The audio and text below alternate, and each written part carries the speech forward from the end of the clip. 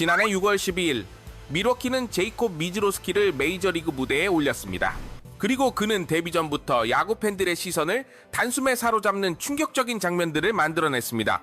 단순히 인상적인 수준이 아니었습니다. 센세이션이라는 표현조차 부족할 만큼 강렬한 존재감을 드러냈죠. 하지만 찬사만 있었던 것은 아닙니다. 많은 이들이 같은 의문을 품었습니다. 과연 이런 공이 꾸준히 제어될 수 있는 것인가 하는 점이었습니다. 실제로 볼넷은 적지 않았고 시즌 후반에는 피로 누적으로 인한 부상 문제까지 겪으면서 결국 평균 이하 수준의 성적으로 첫 시즌을 마감했습니다. 시속 100마일이 넘는 강속구를 보유했지만 공이 어디로 향할지 예측하기 어려운 투수. 진정한 선발 에이스로 성장하려면 최소 3년은 더 필요할 것이라는 평가가 뒤따랐습니다. 불과 8개월 전까지만 해도 이것이 그를 향한 일반적인 시선이었습니다. 그런데 2026년 현재 상황은 완전히 달라졌습니다. 이제 제이콥이라는 이름으로 불리는 이 선수는 사이 영상 경쟁 최전선에 자리하고 있습니다. 통제가 안 되는 투수라는 꼬리표를 달고 있던 선수가 이제는 타자들이 도저히 감당할 수 없는 괴물로 변신한 것입니다. 기록만 살펴봐도 변화의 규모는 놀라울 정도입니다. 데뷔 시즌이었던 지난해 그는 66이닝 동안 평균 자책점 4점, 36, 9이닝당 볼넷 4점, 23개를 기록했습니다. 메이저리그 평균에도 미치지 못하는 수치였습니다. 평균 구속 99마일의 압도적인 패스트볼은 갖고 있었지만 원하는 곳으로 공을 보내지 못하다 보니 화려한 장면에 비해 결과는 기대에 미치지 못했습니다. 지난해 그가 남긴 성적은 단 14경기에서 만들어진 기록이었습니다. 하지만 올해는 완전히 다른 이야기입니다. 생애 첫 완봉승을 달성했고 단 하나의 안타만 허용하면서 탈삼진 15개를 따짜내는 경기도 만들어냈습니다. 그야말로 다른 차원의 투수로 진화한 모습입니다. 현재 성적은 87이닝, 평균 자책점 1.34, 그리고 9이닝당 볼넷 2.28개입니다. 지난해 같은 시점까지 기록했던 탈삼진은 87개였지만 올해는 이미 131개를 쌓아 올렸습니다. 이 흐름이 계속된다면 시즌 300 탈삼진이라는 경이적인 기록도 충분히 현실이 될 수 있습니다. 그렇게 된다면 크리스 세일, 맥스 셔저, 게릿 콜과 같은 전설적인 투수들과 같은 반열에서 이야기될 수 있는 수준입니다. 그렇다면 도대체 무엇이 달라졌을까요? 핵심은 단 하나, 바로 제구력입니다. 보다 정확하게 표현하면 예전에는 자신의 엄청난 구위를 다루지 못했던 투수였다면 이제는 그 힘을 원하는 방향으로 활용할 수 있게 되었다고 볼 수 있습니다. 그 비결은 투구 메커니즘 수정에 있었습니다. 전체적인 골격 자체는 크게 바뀌지 않았습니다. 하지만 결정적인 변화가 하나 존재했습니다. 바로 드라이브 동작입니다. 예전보다 몸을 더욱 깊게 활용하며 투구합니다. 분리 동작 직전 다운앤드라이브가 시작되는 순간을 보면 과거에는 몸이 미세하게 먼저 열리는 경향이 있었습니다. 그러나 지금은 같은 구간에서 몸을 더 닫은 상태로 유지하면서 병진 운동을 만들어냅니다. 그 결과 투구에서 가장 중요한 요소 가운데 하나인 앞쪽 어깨가 이전보다 안정적으로 리드하며 앞으로 이동하게 됐습니다. 이후 과정은 크게 다르지 않지만 이 부분의 변화만으로도 훨씬 일정한 바디 디렉션을 유지할 수 있게 되었습니다. 평균 구속이 더욱 향상된 것은 물론이고 패스트볼이 높게 뜨는 현상까지 상당 부분 해결할 수 있었던 이유도 여기에 있습니다. 쉽게 말해 마침내 컨트롤을 손에 넣은 것입니다. 그 역시 마운드 위에서 앞으로 밀고 나가는 동작을 개선하기 위해 더 많은 드릴 훈련을 반복했고 하체 안정성을 강화하는 데 많은 시간을 투자했다고 밝혔습니다. 그리고 그 노력의 결과는 지금의 경이로운 포심 패스트볼로 이어졌습니다. 개인적으로 완성도 측면에서 가장 뛰어난 포심은 그동안 제이콥 디그롬의 공이라고 생각했습니다. 하지만 2026년에 제이콥 미즈로스키를 지켜보면서 생각이 바뀌고 있습니다. 그 정도로 그의 포심은 기존 상식을 무너뜨리는 수준의 위력을 보여주고 있습니다. 그 공이 특별한 첫 번째 이유는 믿기 힘든 지속성입니다. 올 시즌 그의 평균 구속은 100마일, 즉 160km를 넘어섭니다. 현재 메이저리그 선발 투수 가운데 가장 빠른 공을 던지는 선수이기도 합니다. 특히 필리스전에서는 100마일 이상이 찍힌 공을 무려 58개나 기록했습니다. 그리고 그 가운데 45개는 101마일을 초과했습니다. 이 선수의 가장 무서운 점은 단순한 강속구가 아닙니다. 더 놀라운 것은 누구도 흉내내기 어려운 압도적인 지속력입니다. 게릿 콜도 제이콥 디그롬도 그리고 지금까지 메이저리그 역사에 등장했던 어떤 강속구 투수도 보여주지 못했던 영역에 미즈로스키는 발을 들여놓았습니다. 그 사실을 가장 극적으로 보여준 경기가 바로 필리스를 상대로 기록한 생애 첫 완투승이었습니다. 특히 크로포드와의 마지막 대결은 믿기 힘든 장면의 연속이었습니다. 92번째 투구는 103마일, 93번째 공은 103마일, 94번째 공은 102마일, 그리고 95번째 투구 역시 103마일이 찍혔습니다. 경기 막판, 이미 100개 가까운 공을 던진 상황에서도 4개의 포심 패스트볼을 모두 99마일 이상, 그것도 102마일을 넘기는 속도로 꽂아 넣은 것입니다. 100마일 강속구 자체도 흔치 않은 일입니다. 그런데 경기 끝자락까지 최고 수준의 구속을 유지하면서 제구까지 잃지 않는 모습은 설명하기 어려운 수준의 충격으로 다가옵니다. 단순히 대단하다는 말만으로는 부족할 정도입니다. 그래서 지속성이라는 측면만 놓고 본다면 미즈로스키의 포심은 현존 최고를 넘어 역대 최고 후보로 평가받아도 이상할 것이 없습니다. 그리고 두 번째 강점은 익스텐션입니다. 현재 그의 익스텐션 수치는 약 2.2m입니다.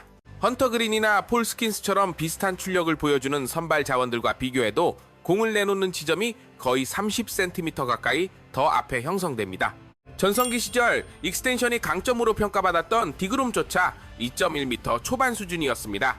미즈로스키는 그보다도 약 10cm 더 전진된 위치에서 공을 뿌립니다. 여기에 또 하나의 요소가 있습니다.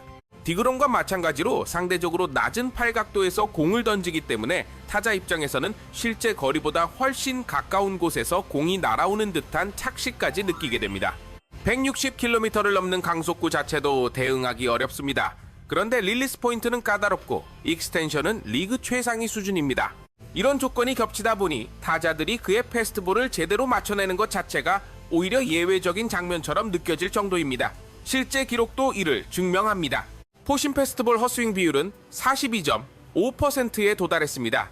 일반 투수들의 결정구가 기록하는 수준의 헛스윙률을 포심 하나로 만들어내고 있는 것입니다.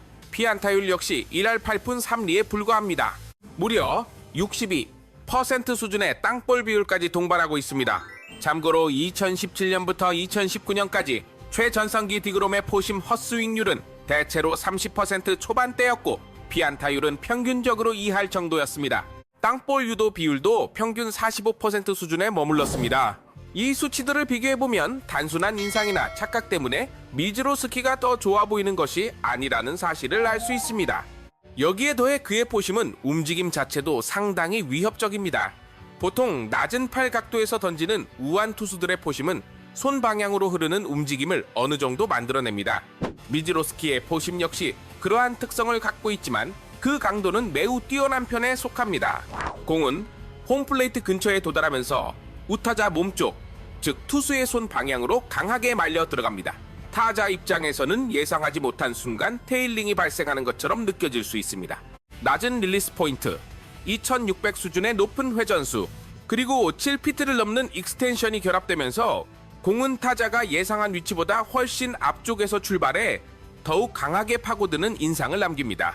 결국 타자는 공의 실제 궤적을 정확하게 읽어내기 어려워지고 배트 중심에 맞히는 일도 훨씬 힘들어집니다. 게다가 지난해 이 움직임 수치는 9.4인치 수준이었지만 올해는 11인치까지 증가했습니다. 원래도 빠른 공이었는데 움직임까지 더욱 커졌으니 상대 타자들이 어려움을 겪는 것은 당연한 결과라 할 수 있습니다. 하지만 미즈로스키의 성장은 포심에서 끝나지 않았습니다. 주무기 변화구인 슬라이더 역시 눈에 띄게 달라졌습니다. 지난 시즌 그의 슬라이더는 사실상 커터와 구분하기 어려운 형태였습니다. 실제 움직임 데이터를 살펴봐도 다른 투수들의 커터와 상당히 비슷한 경향을 보였습니다. 전형적인 슬라이더 그룹보다는 오히려 일반적인 커터 유형에 가까운 무브먼트를 나타내는 공이었습니다. 그 이유는 투구 방식에 있었습니다. 미즈로스키는 독특한 그립을 사용하지만 공을 던질 때는 거의 포심 패스트볼처럼 눌러서 던진다고 알려져 있습니다. 즉 기본 구조 자체가 또 하나의 포심에 가까웠던 셈입니다. 그래서 자연스럽게 커터와 비슷한 움직임이 형성됐던 것입니다. 그러나 그는 여기에 진짜 커터를 새롭게 추가했습니다. 덕분에 예전에는 거의 같은 계열처럼 보였던 슬라이더와 커터를 지금은 확실히 구분할 수 있게 됐습니다. 커터와 슬라이더는 지금도 워낙 비슷한 궤적을 그리기 때문에 중계 화면에서는 커터가 슬라이더로 분류되기도 하고 반대로 슬라이더가 커터로 표기되는 경우도 적지 않습니다. 그만큼 두 구종의 움직임이 닮아 있다는 의미입니다. 그럼에도 세부적으로 들여다보면 분명한 차이가 존재합니다. 평균 구속은 각각 93.3마일과 96.4마일로 구분되며 수직 무브먼트 또한 25.6인치와 21.4인치로 약 4인치 정도 차이를 보입니다. 특히 올 시즌 새롭게 활용하기 시작한 커터의 존재감은 생각보다 훨씬 큽니다. 무엇보다 터널링 효과가 극단적으로 좋아졌기 때문입니다. 움직임이 더욱 강력해진 패스트볼은 타자에게 보이는 초기 구간에서는 같은 궤적을 유지하다가 막판에 빠르게 바깥쪽으로 빠져나갑니다. 반면 커터는 비슷한 출발점을 공유하면서도 살짝 안쪽으로 말리며 떨어집니다. 여기에 슬라이더는 동일한 터널 구간을 지나간 뒤 더욱 크게 휘어지며 낙하합니다. 즉, 타자 입장에서는 같은 공처럼 보였던 세 구종이 마지막 순간 서로 다른 방향으로 갈라지는 셈입니다. 그리고 바로 이 커터의 추가가 슬라이더의 가치를 극대화하는 결정적 계기가 됐습니다. 지난 시즌 슬라이더의 피안타율은 2할 9푼 3리였고 피장타율은 무려 0.534에 달했습니다. 하지만 올해는 전혀 다른 결과가 나오고 있습니다. 피안타율은 1할 3푼에 불과하며 피장타율 역시 0.245까지 떨어졌습니다. 새롭게 장착한 커터 역시 6푼 7리의 피안타율을 기록하고 있습니다. 결국 작은 변화 하나가 전체 그림을 완전히 뒤집어 놓은 셈입니다. 지난 4개월에서 5개월 동안의 준비 과정이 결코 헛되지 않았다는 것을 보여주는 대목입니다. 양키스에서 누구보다 강렬한 존재감을 보여주는 캠 슐리틀러가 그렇듯 제이콥 미즈로스키 역시 커터라는 무기를 손에 넣으면서 엄청난 이득을 얻고 있다고 볼 수 있습니다. 그리고 또 하나 반드시 짚어야 할 부분이 있습니다. 바로 경기 운영 능력입니다. 지난해 경기당 평균 소화 이닝은 4.1이닝 수준에 머물렀습니다. 그러나 올해는 경기마다 약 6이닝을 책임지고 있습니다. 향상된 제구력과 뛰어난 구위 덕분에 타자와의 승부에서도 훨씬 공격적인 선택을 하고 있습니다. 예를 들어 지난해에는 원볼 상황에서 높은 패스트볼을 던지다가 존을 벗어나는 경우가 많았습니다. 그렇게 2&1이 되고 카운트가 불리해지면 다시 조심스러운 승부를 하면서 볼이 늘어나는 장면이 반복됐습니다. 하지만 올해는 다릅니다. 1&1이나 2&1 같은 상황에서도 높은 공만 고집하지 않습니다. 우타자를 상대로는 바깥쪽 낮은 코스에 패스트볼을 과감하게 집어넣습니다. 이 로케이션을 적극적으로 활용하면서 자연스럽게 투구수가 줄어들었고 더 긴 이닝을 책임질 수 있게 됐습니다. 물론 이는 향상된 제구가 있었기에 가능한 변화였습니다. 또 하나 흥미로운 점은 의도적으로 힘을 조절한다는 것입니다. 물론 그가 말하는 감속이란 일반적인 기준과는 다릅니다. 속도를 낮춰도 97마일에서 98마일 수준입니다. 하지만 최고 구속이 103마일, 104마일까지 나오는 투수라는 점을 생각하면 이는 약 80% 정도의 힘으로 던지는 공이라고 볼 수 있습니다. 굳이 전력을 다할 필요가 없는 상황에서는 힘을 아끼며 손쉽게 카운트를 잡아내고 결정적인 순간에 다시 폭발적인 구위를 꺼내는 방식입니다. 이 역시 2026년 시즌 들어 눈에 띄게 향상된 경기 운영 능력 가운데 하나입니다. 이제 그는 단순히 강한 공을 던지는 투수가 아니라 진짜 투수로 성장하고 있습니다. 여기에 숨겨둔 비장의 카드인 커브도 더욱 효과적으로 활용하게 됐습니다. 현재 미즈로스키가 기록한 탈삼진 가운데 두 번째로 많은 비중을 차지하는 구종이 바로 커브입니다. 구속은 약 140km 수준으로 형성되며 일반적인 커브보다는 슬러브나 파워 커브에 가까운 인상을 줍니다.